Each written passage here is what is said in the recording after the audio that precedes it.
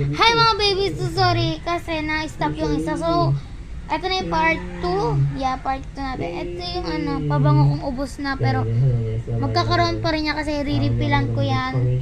Pag bumili kami sa pag bumili kami ng pabango ng mama ko sa Pure Gold, bibili kasi kami. So, sasabayan ko na ng pabango ko para mabango-bango naman yung atin nyo, diba?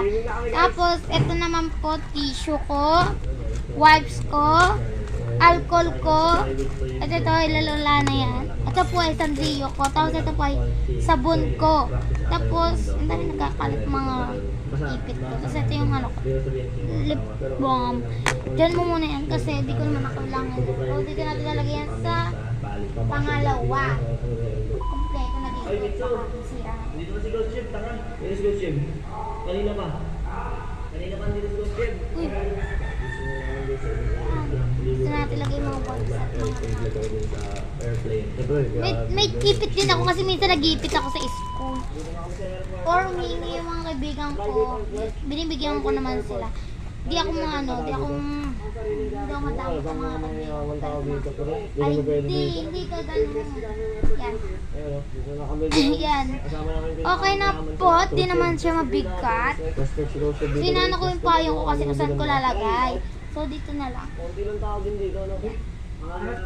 Dito kasi. Para di siya bumuka-buka. Kasi bumubuka to guys. Pag minok mo sobrang laki niyan. Tapos ito guys, mayroon kaming assignment. Hindi ko alam kung anong assignment to. Pangit na to. Itong yung salitaan namin. Ito yun. Aking minamahal na kaibigan. So gagawin ko yan ngayon. Tapos yung mga ko. Yung mga ganito ko. Tatanggalin natin yan. Lilipat natin yan sa kabilang bag ko.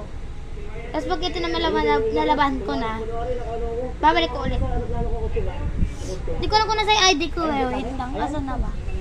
Kunin ko sang sa kwarto. May party pa yan. Wait lang. Wait lang.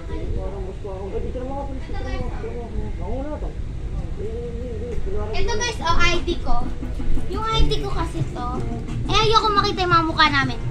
So, nilagyan namin ng ganito. Dahil ayaw namin makita yung mukha namin. Sa likod dyan na dyan yung mga address, number family namin, tsaka So, may party pa ito pag na-stop ha. Wait lang mga G-Bits ko. Babay muna. Joke lang. Babay muna mga G-Bits ko kasi. Tapos na yun, so may party pa naman to.